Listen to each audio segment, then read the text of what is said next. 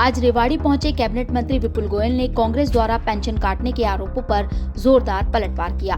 मंत्री ने साफ कहा कि कांग्रेस हर मुद्दे पर सिर्फ राजनीति करती है और जब विधानसभा में जवाब देने का वक्त आता है तो विपक्ष सदन छोड़कर भाग खड़ा होता है।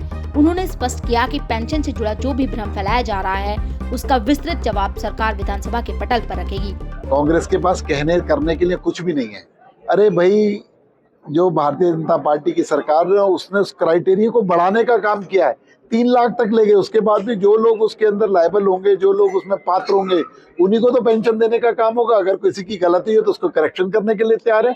पोर्टल ओपन है, करेक्शन की सुविधाएं ओपन है, लेकिन इस तरीके से ये इवेंट बनाने को जनता नहीं मानती। वो पहले भी कितने इस तरीके के वोट चोरी का इवेंट बनाया, अब इसका पेंशन का इवेंट बनाया। इसका भी जवाब देंगे विधानसभा के अंदर। आप देखना कि वो विधानसभा का जब जवाब आएगा छोड़कर भाग जाएंगे। वहीं बजट सत्र को लेकर मंत्री ने कांग्रेस विधायकों की कार्यशैली पर भी सवाल उठाए। उन्होंने कहा कि मुख्यमंत्री नायब सिंह सैनी ने लोकतांत्रिक परंपरा निभाते हुए सभी विधायकों से बजट पर सुझाव मांगे थे, लेकिन कांग्रेस के किसी भी विधायक ने कोई रचनात्मक सुझाव नहीं दिया। मंत्री के मुताबिक जनता अब कांग्रेस के इस नकारात्मक रवैये को समझ चुकी है।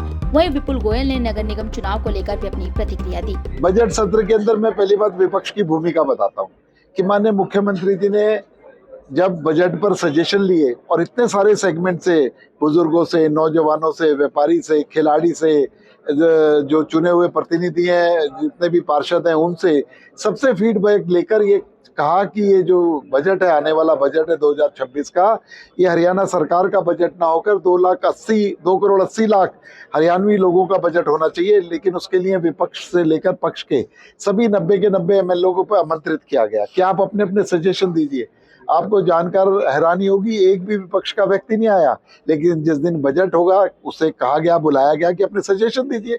आपका जो सजेशन है सकारात्मक भूमिका निभाइए, हम उसे उसमें डालने का काम करेंगे बजट के अंदर। लेकिन एक भी व्यक्ति नहीं आया। और जिस दिन बजट इशू होगा शाम को आप लोगों को बुलाकर बाइट देंगे, बजट ऐसा है, बजट वैसा है।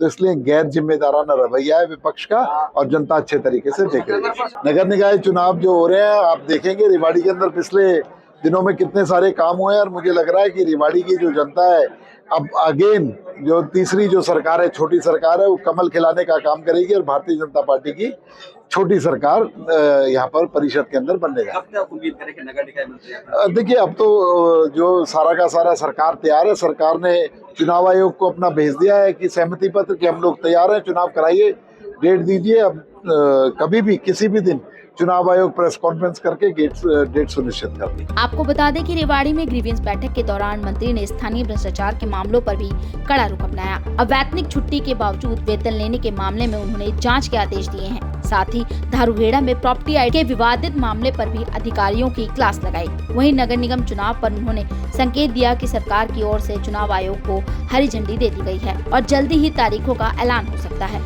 रेवाड़ी से महेंद्र भारती, पंजाब केसरी टीवी। हमसे जुड़े रहने के लिए हमारे YouTube चैनल को सब्सक्राइब करें और नई वीडियो की नोटिफिकेशन के लिए बेल आइकॉन को दबाएं। अगर आप ये वीडियो Facebook पर देख रहे हैं तो लाइक जरूर करें और ज्यादा से ज्यादा शेयर करें। धन्यवाद।